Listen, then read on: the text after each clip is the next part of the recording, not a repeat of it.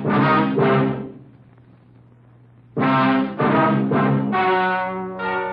and gentlemen, the story you are about to hear is true. Only the names have been changed to protect the innocent. NBC brings you Dragnet.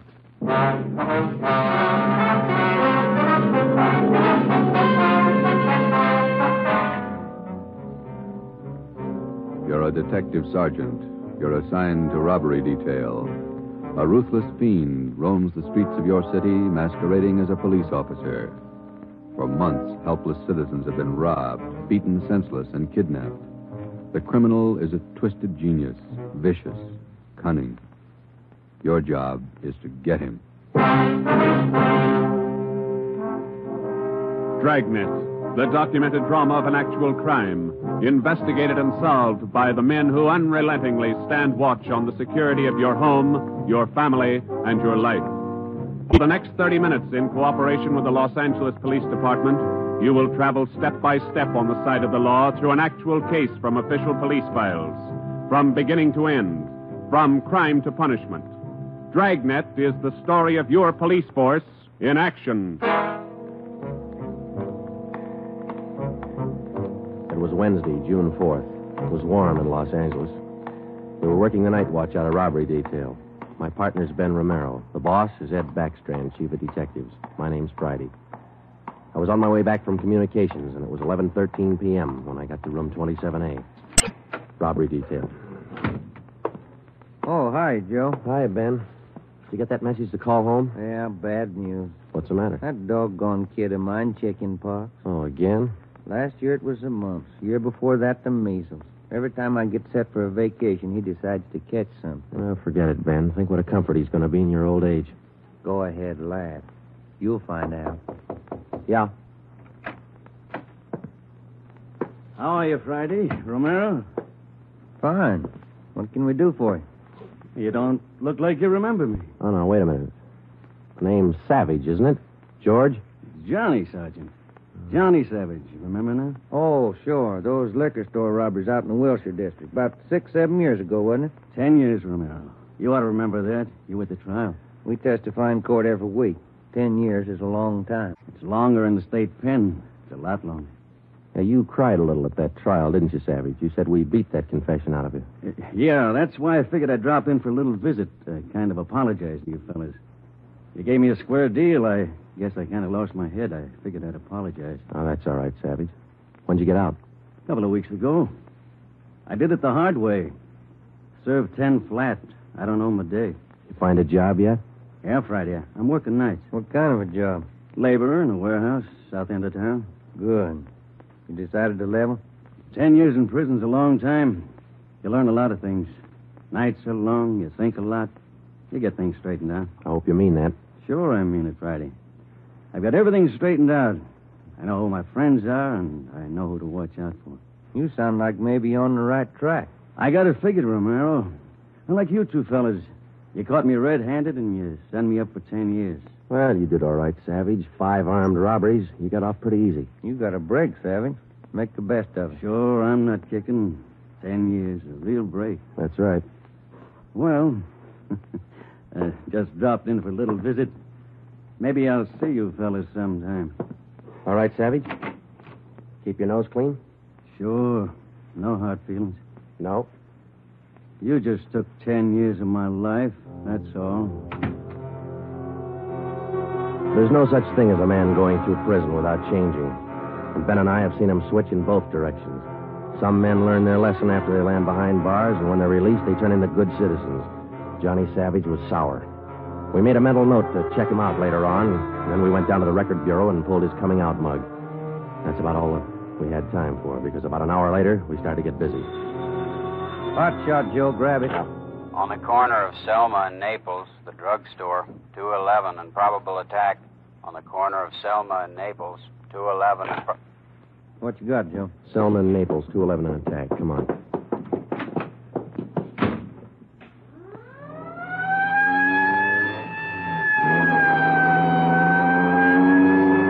Here we are, Joe. Over there on the far corner. Yeah.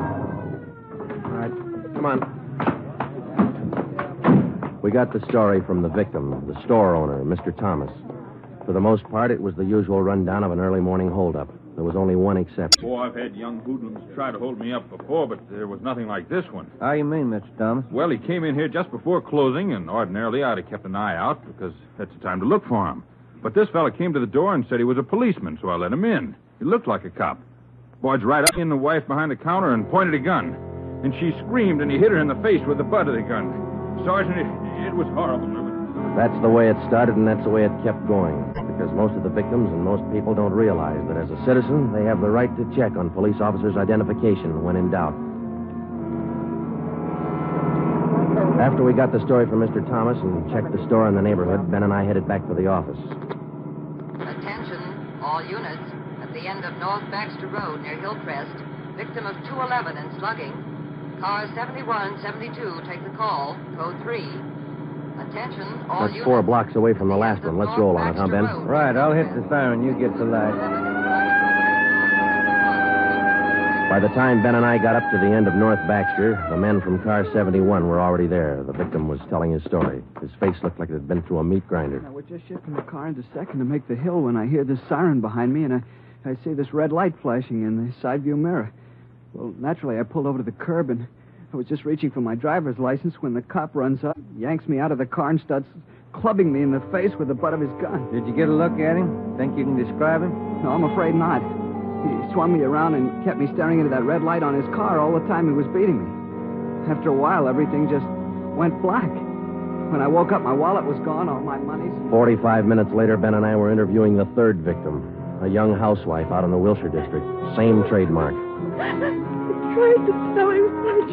I tried to tell him I didn't have any money, but he wouldn't listen. He kept holding me by the throat, beating me with his fist like he enjoyed it. Beating me. Yeah, all right, Mrs. Jameson. Could you tell us how he got in the house? He came in the front door and rang the bell. I opened the door, but I left the burglar chain on. He said he was a policeman. So when he demanded I open the door all the way, I did. Then he grabbed me. And you can't describe the man for us, Mrs. Jameson? He was tall, and he had dark hair and big hands. That's all. It was like a nightmare. A horrible nightmare.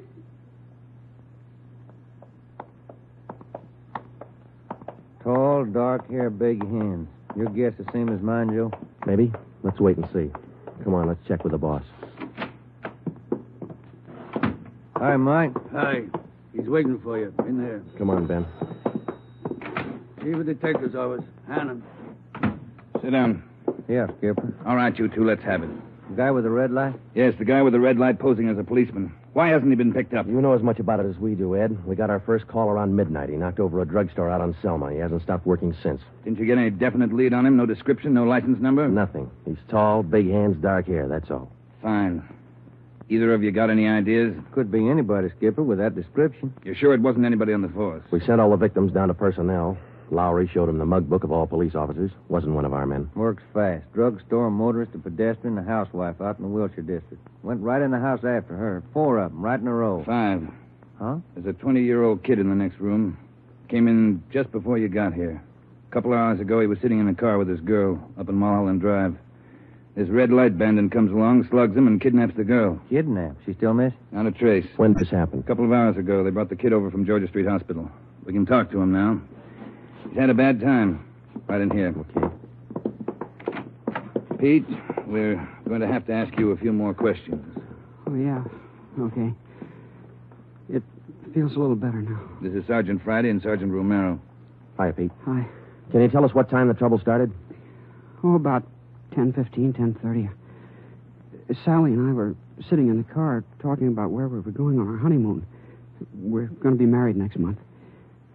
And then this car pulls up behind us and starts flashing a red spotlight on us, and a guy runs over and pulls open the door. He said he was a cop. Did you get a good look at his car, Pete? I think it was a black sedan. Did you get a look at the man, Pete? No, I didn't. It was pretty dark, and he kept me staring into that red spotlight. It all happened so fast. Then he started slugging me, and I went down. What happened then? Well, the next thing I knew, Sally was screaming. He had one hand on her throat, and he had her backed up against the side of the car. He was beating her with the other hand. Some kind of a short billy club. Well, I got up and I started for him, and he slugged me again. When I came to, Sally was gone. Anybody check the area up there, Ed? Yeah, Davis and Griffin. Didn't find a thing. Oh, Sergeant, you gotta find it. You got to. I wouldn't know what to tell her folks. I wouldn't know what to say. That's all right, Pete. We'll find her. You take it easy. Got a hot shot, Ed, up on Summit Road near Westmore. A woman, unconscious. Ambulance follow-up. Possible dead body. All right, Hannon. Look after Pete here. Friday, Romero, let's go. Up ahead, Romero, to the right. Okay, Skipper? Yeah, there's the ambulance and the cruiser car. You're a lonely-looking spot.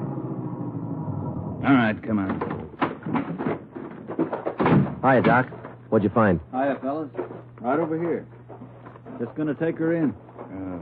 Where'd you find her? Over there, by the side of the road. Somebody driving by saw her. They called us. Any identification? This bracelet on her wrist. To my dearest Sally, from Pete. December 25th, 1947. That's a girl, all right. What are the chances, Doc? I wouldn't bet on them. Pretty bad shape. Well, have you seen enough? Yeah. Friday, Romero, call the crime lab and check the area for footprints and tire tracks. I'll ride back in the ambulance with the girl. If she regains consciousness, I want to talk to her. All right? Okay, Ed. I'll meet you in the office by 8:30. We're working straight through till we get this guy. See you at the office, Skipper.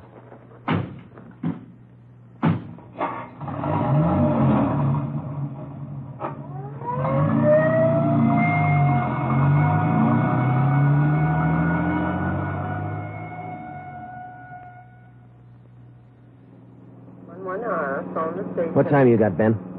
7 minutes to 4. Long night. Hey, that car up there ahead. Let's take a look at it, huh? Black sedan. Hey, look, he's flashing a red spot on that convertible. Come on.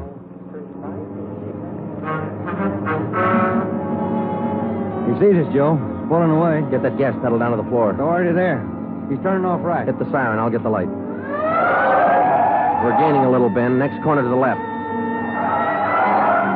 Joe, where'd he go? The fancy driver. Try the alley up ahead to the left. Must have turned up that street. Get through the alley and double back on him. Right. There he is, Ben. Look out. Watch it, Joe. Watch it. He's going to ram us.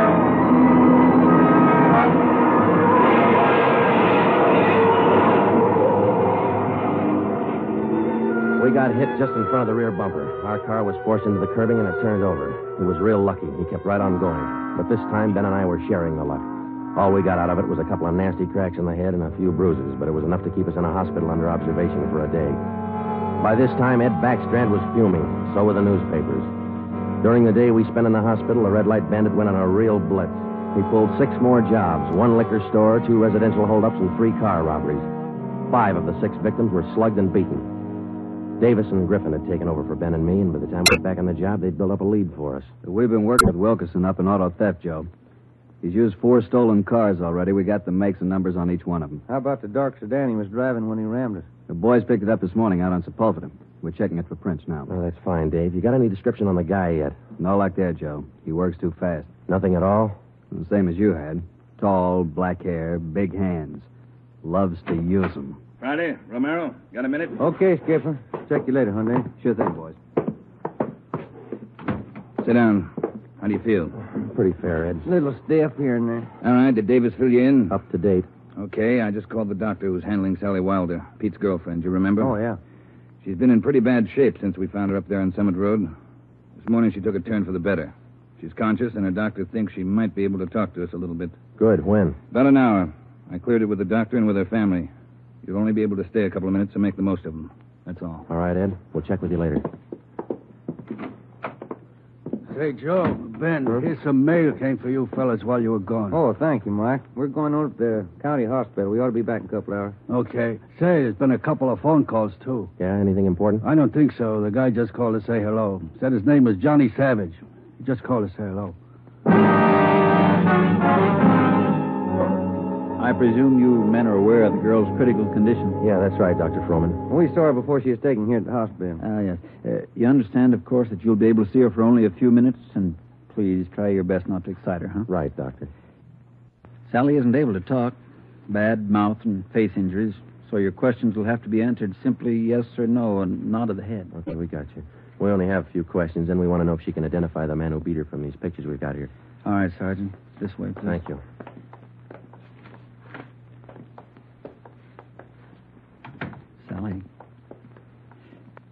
Sally, these gentlemen are from the police department. They'd like to ask you a few questions. Now, there's no need to be nervous or afraid. Just simply nod your head yes or no. Now, that's fine. All right, Sergeant. Sally, did you see the man who attacked you? Yes. She says yes. Did you get a good look at his face? You did. All right, Sally, now you can answer these three together, just yes or no. Was he tall? Did he have dark hair? Did he have large hands? He did. Ben. Oh, yeah, Jim. Hand me the folder. Oh, yeah. Here you are. Thanks. Now, there's just one more thing, Sally. I'm going to show you some pictures now. Take all the time you want before you make up your mind about each one. If you recognize any one of these men as the person who attacked you, just nod your head, all right? All right, that's fine. Good. Here's the first one. No? All right, here's the next one. No. How about this one? No? All right, here's another. Do you recognize him? This was the man? Are you sure, Sally? Thank you. That's all. Let's go. Did you find what you wanted, Sergeant? Yes, Doctor, we did. Here, it's this one. Nice-looking chap. Who is he, Sergeant? His name's Savage, Dr. Froman. Johnny Savage. When we got back to the office, we checked in with Ed Backstrand. In 5 minutes, an all-points bulletin and a full description of the suspect was broadcast to every radio car, every motorcycle officer, to every sheriff and law enforcement agency in Los Angeles and Southern California. By nightfall, the manhunt was on. More than a dozen extra patrol units were called in for duty that night, and when they pulled out of the police garage, the name, the picture, and the full description of Johnny Savage was in the possession of every officer. The same for the patrolmen, whether they walked a beat downtown or out in the residential areas. The picture of Johnny Savage went with them. Everything was done that could be done. On the second night of the manhunt, far out on the edge of town, Johnny Savage, the red light bandit, got his 12th victim, a 63-year-old storekeeper. Attention, all units. 939 Markham Street, near Clark. 211 and slugging, code 3. Ambulance dispatched. All units. 939 Markham Street, near Clark.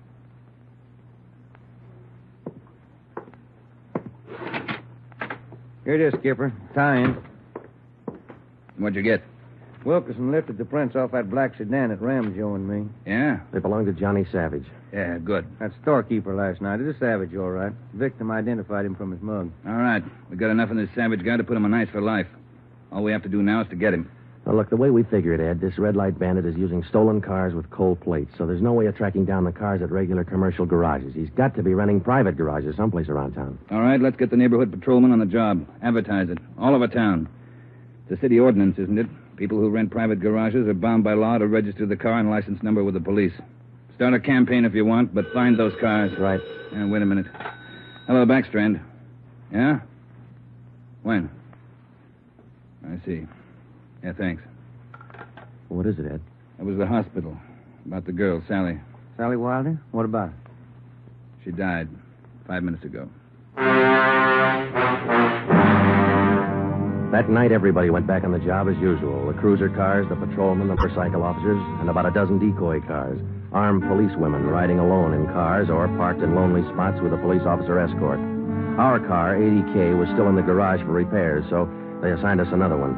And we started to make the rounds. Everything was usual. Except one thing. We weren't tracking down just a thief anymore or a sadist who liked to put people's faces in. We were out to get a murderer. It was a perfect night for the suspect. Dark, no moon. I gave Ben 2-to-1 odds, and I put up $5 that we'd get Savage that night.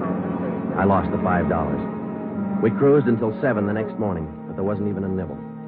We had breakfast at the Federal Cafe, a little restaurant down the street from the city hall, and it was about 8:15 when we got back to the office. We were pretty tired. Robber detail, Romero.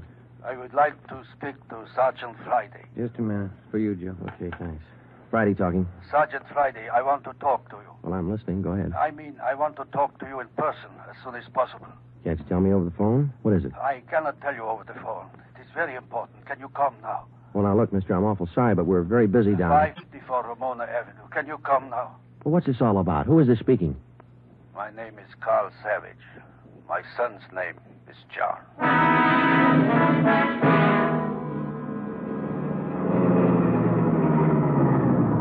Here it is, Joe. Neat-looking little place. Yeah.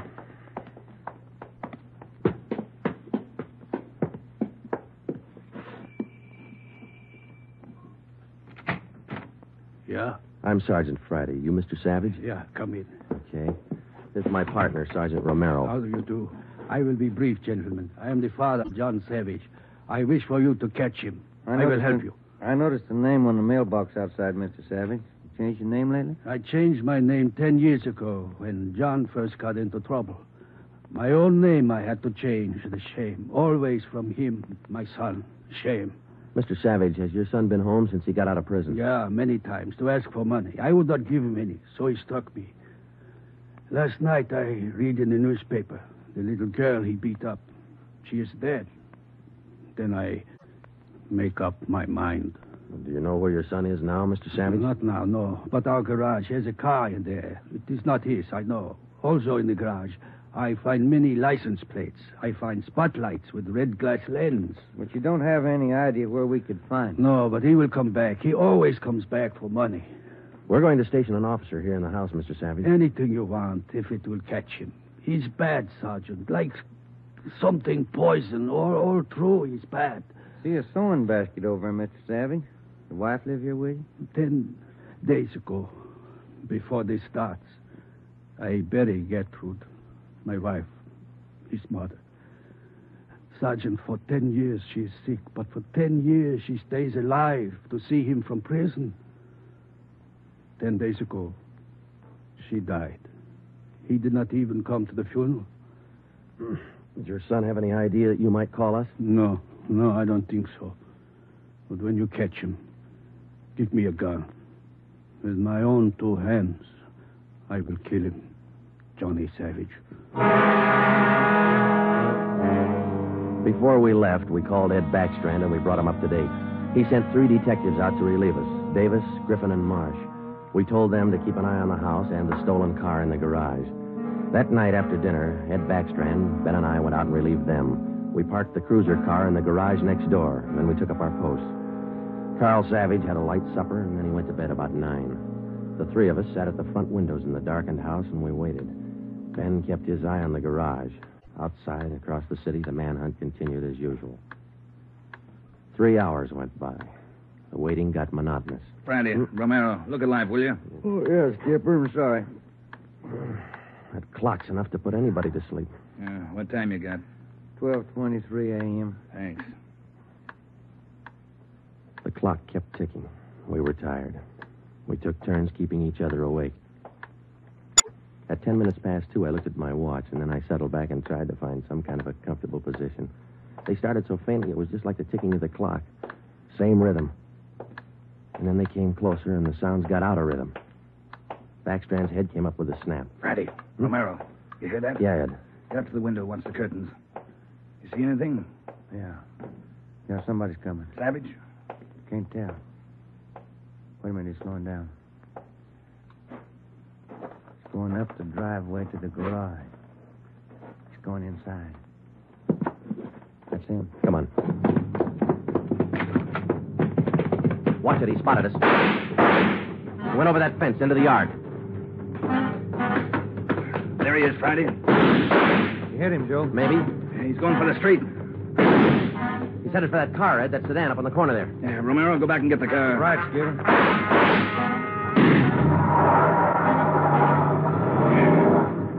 Must have parked up the block before he came around. Where's Romero? I don't know. Oh, here he comes now. All right, let's go. Get that radio on, Joe. It's already on, Ed. All right, give him a call. Any sign yet? No, nothing so far. Next corner to the right, Ben. Unit 80K to Control 4. 80K to Control 4. Control 4 to Unit 80K. Go ahead. Clear and keep frequency 4 open. This is an emergency. 80K, roger. Frequency 4, open and clear. Attention, all units on frequency 4. Stand by. 80K, go ahead. Yeah, there he is, Friday, up ahead. Dark blue sedan. Control 4. We are in pursuit of a possible red light bandit. Suspect is driving a dark blue 1949 sedan. License number in the 7 column. 61 Robert 784. Use caution. Suspect is armed. Code 3. Attention, all units. Attention, all units. Unit 80K now pursuing possible red light bandit. Suspect is driving a dark blue 1949 sedan. License number in the 7 column. 61 Robert 784. Use caution. Suspect is armed. Code 3. Your location, 80K. Control 4. We are headed east on Wilshire Boulevard, crossing La Brea. Attention, all units. Suspect is headed east on Wilshire Boulevard, crossing La Brea. Watch it, Romero. Don't lose him. I see him, Skipper. Control 4. Still pursuing red light bandit. Headed east on Wilshire, now crossing Rossmore. Attention, all units. Suspect is still headed east on Wilshire, now crossing Rossmore. Suspect is armed. Use caution. Code 3. That truck pulling out up ahead. Hit the siren, will you, Skipper? Yeah. Hold on, it's a tight squeeze. Leaning on him, Romero. A lot of traffic up ahead. He's got to slow down. Control 4. Suspect headed east on Wilshire, crossing Western Avenue, closing in. There he goes. Took a right down Sherman Alley. The dead end. Yeah. Control 4. Suspect turns south into Sherman Alley, closing in on suspect. Attention, all units. Suspect has turned south into Sherman Alley. Suspect is trapped. Converge on Sherman Alley. There he is, Skipper. Pulling up ahead. He's jumping out. All right, take the mic, will you, Ed? Here. Come on, Ben. I'll direct the other cars in. If you need help, holler. Right, Skipper. All right, which way to go, Ben? Down between those buildings. Come on. Starting up the back fire escape. All right, keep him busy. All right, Savage, come on down. He wants to go to Roughwood. One more chance, Savage. Come on down. No use, Joe. He's heading up for the roof. Come on. He climbs like a monkey. Come on, let's get him. Yeah, all right. Come on. All right, here, I'll give you a hand. Here's the roof. All right, where'd he go? I don't know. Let's spread out. All right, Savage, you're through. Throw your gun out and come out with your hands up. Watch it, Joe. He's running for the edge. He's going to jump. I'll get him. All right, up, guy back here. You lousy copper, you dirty, lousy copper. I'll kill you out. You're through, Savage. You're through.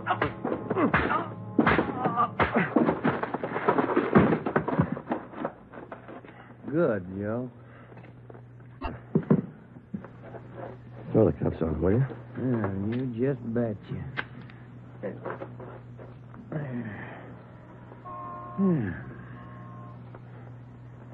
You want to smoke? Yeah, I can sure use one. Thanks. Quiet up here. Yeah. I was just thinking. Well? Carl Savage, this guy's father. Mm-hmm. What about him? Nothing. What would you do, Ben, if your son was a murderer?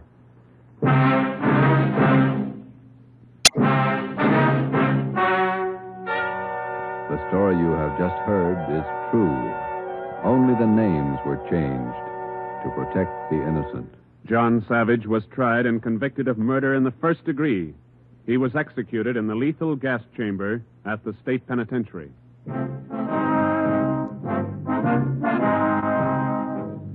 You have just heard the sixth in a new series of authentic cases from official files. Technical advice for Dragnet is furnished by the Los Angeles Police Department.